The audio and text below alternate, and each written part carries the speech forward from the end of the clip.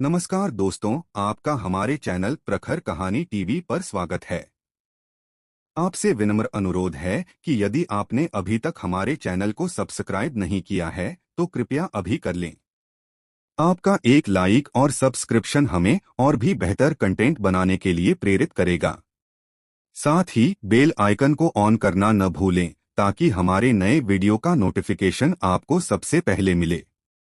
चलिए दोस्तों, अब कहानी शुरू करते हैं। साल 2013, प्रयागराज। महाकुंभ का विशाल मेला लगा हुआ था। करोड़ों श्रद्धालु, साधु संत, अघोरी और विदेशी पर्यटक यहाँ पहुंचे थे। गंगा, यमुना और अदृश्य सरस्वती के संगम पर आस्था की लहरें उमड़ रही थीं। इसी मेले में एक अजीबोगरीब घटनाएं घट रही थीं। हर अमावस्या की रात कुछ लोग गायब हो जाते थे। प्रशासन परेशान था, लेकिन कोई सुराग नहीं मिल रहा था। अरविंद शर्मा, एक खोजी पत्रकार, प्रयागराज पहुंचा।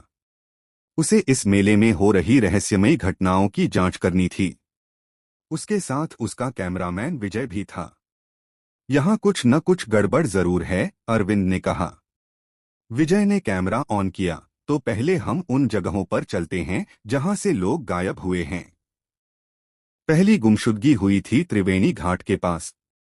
वहां के साधुओं से पूछताछ करने पर पता चला कि हर अमावस्या की रात कोई न कोई लापता हो जाता था। कोई साधारण घटना नहीं है, बेटा। यह किसी तांत्रिक शक्ति का खेल लगता है, एक बूढ़े साधु ने कहा। रात होते ही अरविंद और विजय त्रिवेणी घाट पर गए। वहां चंद्रमा की रोशनी में कुछ अघोरी ध्यान कर रहे थे। हम उन गुमशुदगी के मामलों की जांच कर रहे हैं, अरविंद ने कहा। एक अघोरी ने आंखें खोली। उनकी गहरी काली आंखें जैसे आत्मा को चीर रही थीं। जो सत्य की खोज करता है उसे भय से ऊपर उठना होगा, अघोरी ने कहा। क्या आप जानते हैं कि ये लोग कहाँ जा रहे हैं? विजय ने पूछा। अघोरी हंसे, वे अपने कर्मों का फल भोगने जा रहे हैं। जो माया से मुक्त होना चाहता है वही जीवित रहेगा। अरविंद और विजय ने अगली सुबह पुलिस स्टेशन का रुख किया। इंस्पेक्टर सूर्यकांत केस की जांच कर रहे थे। हर बार एक ही पैटर्न होता है। कोई चीख पुकार नहीं, कोई संघर्ष नहीं। लोग बस गायब हो जाते हैं, इंस्पेक्टर ने कहा। अरविंद ने पिछले 5 मामलों की फाइलें देखीं। हर बार गुमशुदा व्यक्ति आखिरी बार किसी न किसी साधु के साथ देखा गया था। हमें इन साधुओं की गतिविधियों पर नजर रखनी होगी, विजय ने कहा। रात होते ही अरविंद और विजय एक गुप्त कैमरा लेकर घाट की ओर बढ़े। वे छिपकर देख रहे थे। अचानक उन्होंने देखा कि एक आदमी नदी किनारे खड़ा था। धीरे धीरे एक काला धुआं उसके चारों ओर फैलने लगा।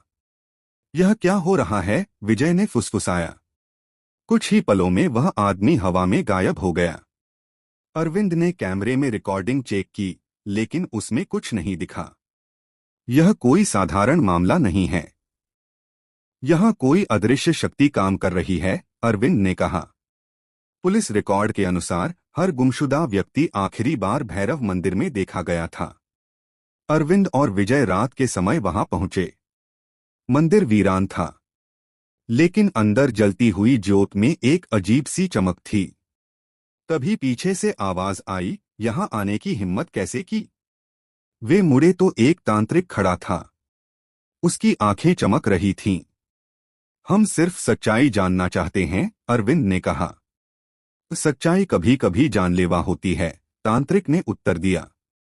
अगली रात अरविंद ने भैरव मंदिर के पास छिपकर देखने का फैसला किया। आधी रात को एक अजीब सी गूंज सुनाई देने लगी। तब उन्होंने देखा कि कुछ लोग काले कपड़ों में किसी अनुष्ठान में लिप्त थे। बीच में एक साधु कुछ मंत्र पढ़ रहा था और सामने एक आदमी बेहोश पड़ा था। तभी अचानक वहां एक अजीब चमक उठी और वह आदमी गायब हो गया। अरविंद समझ गया कि यह साधारण अपहरण नहीं है। यहाँ तंत्र मंत्र के जरिए कुछ बड़ा किया जा रहा था। यह किसी बलि का अनुष्ठान है, विजय ने कहा। हमें इसे रोकना होगा, अरविंद ने कहा। लेकिन तभी उन्हें पीछे से किसी ने बेहोश कर दिया। जब अरविंद की आंख खुली, वह एक अंधेरे कमरे में था। विजय पास ही बंधा हुआ पड़ा था। सामने वही तांत्रिक खड़ा था। तुम बहुत अधिक जान गए हो, अब तुम्हारी भी बलि दी जाएगी, उसने कहा। लेकिन तभी एक शक्तिशाली आवाज गूंजी, जो अधर्म करेगा वह विनाश को प्राप्त होगा। वहां एक दिव्य साधु प्रकट हुए। उन्होंने मंत्र पढ़ा और तांत्रिक की शक्तियां निष्क्रिय हो गईं। यह महाकाल की भूमि है, यहां अधर्म नहीं टिक सकता, साधु ने कहा। तांत्रिक चिल्लाया, लेकिन उसकी शक्ति जाती रही। अरविंद और विजय को छुड़ा लिया गया। यह सब क्या था? अरविंद ने पूछा। यह एक तांत्रिक अनुष्ठान था, जहां लोग तंत्र मंत्र के जरिए बलि देकर अमरता प्राप्त करना चाहते थे, साधु ने कहा। अब क्या होगा? विजय ने पूछा। अधर्म नष्ट हो चुका है, लेकिन याद रखना, सत्य की खोज हमेशा जारी रहनी चाहिए, साधु मुस्कराए। सूर्य की पहली किरण के साथ पूरा वातावरण शुद्ध हो गया। अरविंद और विजय को छुड़ा लिया गया। जैसे ही दिव्य साधु ने अपने मंत्रों से तांत्रिक की शक्ति निष्क्रिय की, पूरा माहौल बदलने लगा। भैरव मंदिर के आसपास फैला अंधकार धीरे धीरे समाप्त हो गया और वह तांत्रिक जमीन पर गिर पड़ा। नहीं, यह असंभव है, तांत्रिक चिल्लाया। साधु ने उसकी ओर देखा और बोले, जो अधर्म की राह पर चलता है उसका अंत निश्चित होता है। तभी एक जोरदार गूंज हुई और तांत्रिक देखते ही देखते राख में बदल गया। उसके शिष्य डर के मारे भाग खड़े हुए। साधु ने अरविंद और विजय की ओर देखा।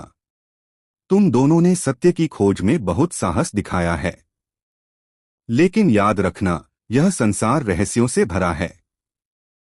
सच्चा ज्ञान वही है जो लोभ और मोह से मुक्त हो। अरविंद ने हाथ जोड़कर कहा, आप कौन हैं, महात्मा? साधु मुस्कराए, मैं केवल एक पथिक हूँ जो धर्म की रक्षा के लिए समय समय पर प्रकट होता है। इतना कहकर उन्होंने अपना त्रिशूल उठाया और तेज रोशनी में विलीन हो गए। अगले दिन अरविंद और विजय पुलिस के पास गए और पूरी घटना बताई। इंस्पेक्टर सूर्यकांत ने भैरव मंदिर की छानबीन की, लेकिन वहां कुछ भी संदिग्ध नहीं मिला। ऐसा लगता है जैसे वहां कुछ था ही नहीं, इंस्पेक्टर ने कहा। अरविंद ने विजय की ओर देखा। वे दोनों समझ गए कि कुछ रहस्य हमेशा रहस्य ही रहते हैं। क्या तुमने रिकॉर्डिंग चेक की? विजय ने पूछा। अरविंद ने कैमरा ऑन किया, लेकिन उसमें कुछ भी अजीब नहीं दिखा। तो क्या हमने जो देखा वह एक भ्रम था? विजय मुस्कराया, हो सकता है, लेकिन जो हमने महसूस किया वह सच्चाई थी। अरविंद ने अपने रिपोर्ट में यह पूरी घटना लिखी, लेकिन उसने जाना कि कुछ सत्य लिखे नहीं जा सकते। महाकुंभ समाप्त हो गया था, लेकिन उसकी यादें और रहस्य हमेशा जीवित रहेंगे। जाने से पहले उन्होंने संगम में स्नान किया और मन ही मन प्रार्थना की, सत्य की राह पर हमेशा अडिग रहूं। गंगा की लहरें पहले की तरह शांत थीं, जैसे कुछ हुआ ही न हो। लेकिन अरविंद जानता था कि वह एक ऐसे रहस्य का साक्षी बना था जिसे कोई वैज्ञानिक या तर्कवादी कभी समझ नहीं पाएगा। आप में से कितने लोग महाकुंभ के बारे में जानते हैं, और अगर हाँ, तो कितने लोग महाकुंभ में जाने का प्लान कर रहे हैं? हमें कमेंट सेक्शन में जरूर बताइए। और अगर आपको यह कहानी अच्छी लगी तो हमारा चैनल सब्सक्राइब करना बिल्कुल मत भूलना। धन्यवाद।